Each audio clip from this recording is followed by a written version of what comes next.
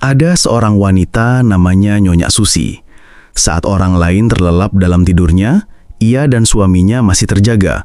Duduk di lantai dingin, menghitung lembar demi lembar uang hasil jerih payah toko mereka hari itu. Setelah selesai, pekerjaan belum usai.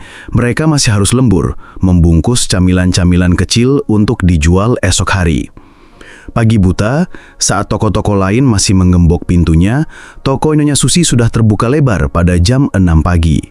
Ia menjadi yang pertama memulai dan akan menjadi yang terakhir menutup, nanti pada jam 10 malam. Semua pekerjaan sebisa mungkin mereka kerjakan berdua, menghemat biaya karyawan sehemat-hematnya agar keuntungan tidak lari kemana-mana. Setiap rupiah diperhitungkan, setiap tetes keringat didedikasikan untuk satu tujuan, mengumpulkan harta. Dan karena keuletan, dedikasi dan kerja keras yang luar biasa itu, mereka berhasil. Mereka mulai menjadi kaya, rumah menjadi lebih besar, tabungan menjadi lebih gemuk. Tapi di puncak pencapaiannya, sebuah tragedi datang. Nyonya Susi divonis gagal ginjal. Ia yang dulu menghabiskan waktu dari pagi hingga malam di toko, kini harus menghabiskan waktunya bolak-balik rumah sakit. Ia yang bekerja keras mengumpulkan setiap lembar rupiah, kini harus menyerahkan tumpukan rupiah itu kepada para dokter dan rumah sakit yang merawatnya. Pada akhirnya, Nyonya Susi wafat. Ia meninggalkan semua harta yang ia kumpulkan dengan susah payah. Cerita tidak berhenti di situ. Tak lama kemudian suaminya menikah lagi. Demi sang anak yang begitu dekat dengan pembantu mereka, sebutlah namanya Nana, maka suaminya pun menikahi Nana.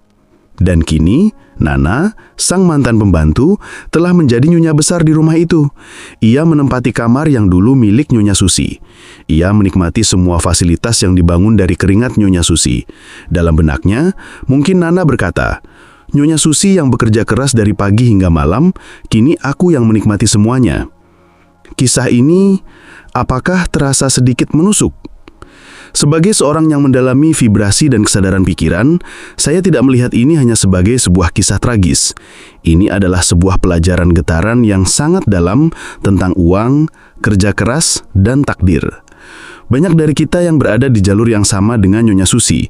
Kita percaya bahwa satu-satunya cara untuk mencapai kemakmuran adalah dengan bekerja lebih keras, lebih lama, dan berhemat seketat mungkin. Kita menabung untuk masa depan, menahan keinginan hari ini demi keamanan esok hari. Tapi sadarkah Anda bahwa ada sesuatu yang salah dengan pendekatan ini? Ada sebuah frekuensi yang hilang, sebuah getaran yang keliru, yang justru bisa membawa kita pada hasil yang sama persis dengan Nyonya Susi. Hari ini kita akan membongkar sebuah konsep yang disebut getaran kekurangan di tengah kelimpahan. Kita akan belajar mengapa kerja keras Anda mungkin tidak akan pernah cukup jika getaran pikiran Anda salah, dan bagaimana cara mengubahnya agar Anda tidak hanya bekerja keras mengumpulkan harta, tapi juga benar-benar bisa menikmatinya seutuhnya.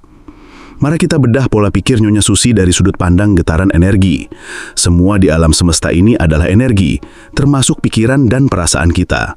Pikiran kita memancarkan frekuensi atau getaran ke alam semesta, dan alam semesta akan merespon dengan memberikan pengalaman yang cocok dengan getaran tersebut. Ini adalah inti dari hukum tarik-menarik atau law of attraction. Sekarang lihatlah Nyonya Susi. Secara fisik, ia mengumpulkan banyak uang. Angka di rekeningnya terus bertambah, tapi apa getaran yang ia pancarkan setiap hari? Pikirannya dipenuhi dengan, saya harus bekerja lebih keras, saya harus berhemat, saya tidak boleh mempekerjakan karyawan, nanti keuntungan berkurang, saya harus bangun lebih pagi, saya harus tidur lebih malam. Semua pikiran ini, jika kita terjemahkan ke dalam bahasa getaran, bukanlah getaran kelimpahan, ini adalah getaran kekurangan. Getaran yang ia pancarkan adalah, tidak cukup. Waktu istirahatnya tidak cukup, tenaganya tidak cukup, keuntungannya harus dijaga ketat karena ia takut tidak cukup. Ia hidup dalam mode bertahan, bukan mode berkembang. Ia bekerja keras didasari oleh rasa takut akan kehilangan dan takut tidak memiliki, bukan didasari oleh rasa sukacita dan kelimpahan. Alam semesta tidak membaca angka di rekening bank Anda. Alam semesta membaca getaran yang Anda pancarkan dari hati dan pikiran Anda.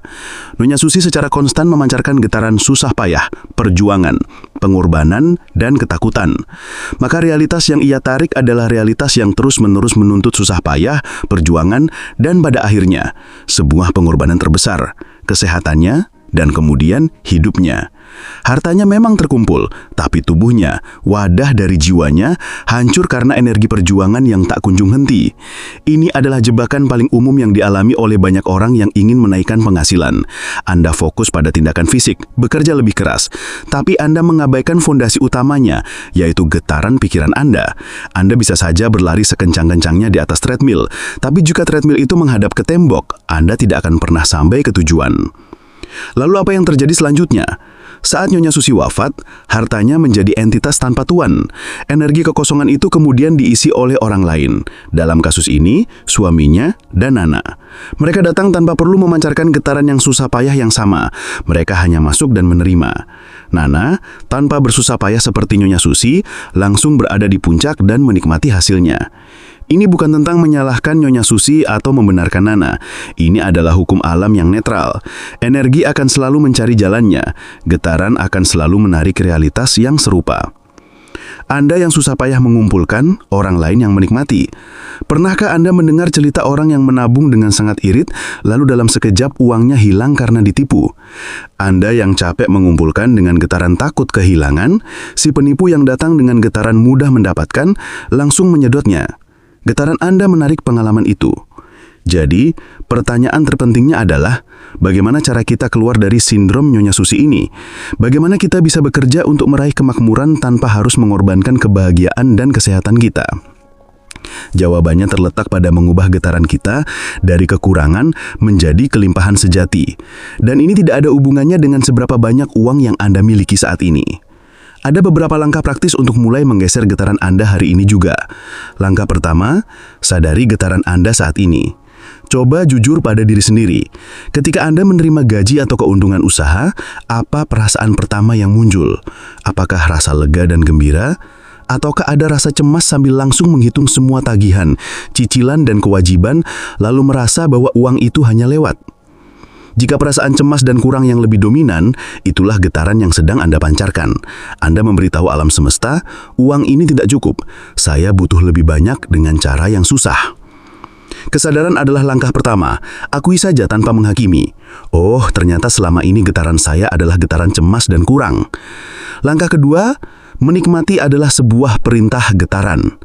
Ingat kalimat dalam cuplikan di awal? Harta itu baru menjadi milik Anda saat Anda menikmatinya. Ini bukan sekedar kata-kata mutiara, ini adalah prinsip getaran yang sangat penting. Saat Anda membelanjakan uang untuk sesuatu yang Anda nikmati, bukan untuk foya-foya tak terkendali, tapi untuk kesenangan yang tulus, Anda sedang mengirimkan sinyal yang sangat kuat ke alam semesta.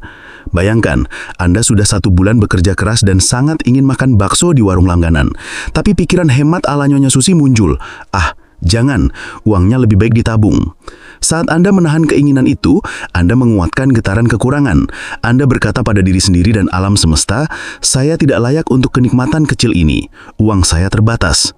Tetapi jika Anda memutuskan, saya sudah bekerja keras, saya layak menikmati bakso ini, dan Anda pergi membelinya, lalu memakannya dengan rasa syukur dan nikmat. Sesuatu yang ajaib terjadi secara getaran.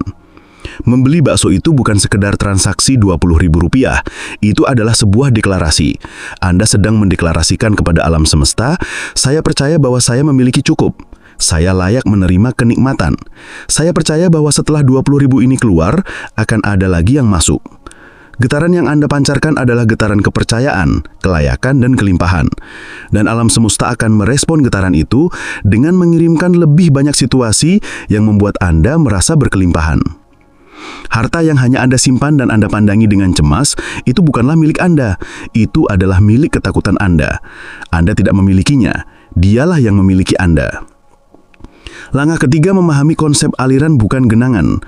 Nyonya Susi memperlakukan harta seperti air di dalam sebuah bendungan yang bocor. Ia berusaha mati-matian menahan air itu agar tidak keluar. Hasilnya, bendungan itu penuh tekanan dan akhirnya jebol. Kemakmuran sejati tidak bekerja seperti itu. Kemakmuran bekerja seperti sungai yang mengalir. Air harus terus bergerak agar tetap jernih dan memberi kehidupan. Ada air yang masuk dari hulu, pemasukan, dan ada air yang keluar ke hilir, pengeluaran, sedekah, investasi. Saat Anda dengan sadar mengalirkan sebagian uang Anda, baik untuk dinikmati sendiri, untuk membantu orang lain, untuk belajar hal baru, Anda sedang menjaga sungai kemakmuran Anda tetap sehat. Anda menunjukkan kepercayaan bahwa sumber air di hulu tidak akan pernah kering. Orang yang terjebak dalam getaran kekurangan hanya fokus pada menahan air, sehingga air itu menjadi genangan yang keruh, bau, dan tidak bermanfaat. Persis seperti harta Nyonya Susi yang akhirnya tidak bisa ia nikmati sama sekali. Langkah keempat, praktikkan rasa syukur sebagai pintu gerbang kelimpahan. Ini mungkin terdengar klise, tapi ini adalah inti dari segalanya. Getaran tertinggi yang bisa Anda pancarkan adalah getaran rasa syukur. Bukan menunggu gaya untuk bersyukur, tapi bersyukurlah untuk menjadi kaya. Setiap hari, luangkan waktu sejenak untuk bersyukur atas uang yang Anda miliki saat ini, sekecil apapun. Bersyukur uang 20.000 di dompet Anda yang bisa untuk membeli bakso. Bersyukur atap di atas kepala Anda yang tidak perlu Anda bayar malam ini. Bersyukur makanan yang ada di piring Anda. Saat Anda fokus pada apa yang Anda miliki, getaran Anda berubah dari kurang menjadi cukup. Dan dari getaran cukup ini, pintu menuju lebih dari cukup akan terbuka. Nyonya Susi dalam kesibukannya mengejar apa yang belum ia miliki, lupa untuk bersyukur dan menikmati apa yang sudah ia raih. Hasilnya, ia kehilangan keduanya. Seorang pemikir bijak bernama Abu Nawas pernah berkata dalam sebuah syair yang indah, "Engkau akan menjadi budak harta jika engkau menahannya. Namun jika engkau membelanjakannya di jalan yang benar dan untuk dinikmati, barulah harta tersebut menjadi milikmu." Menahan harta karena takut miskin akan membuat Anda menjadi budaknya. Anda akan terus cemas, terus lelah, persis seperti Nyonya Susi.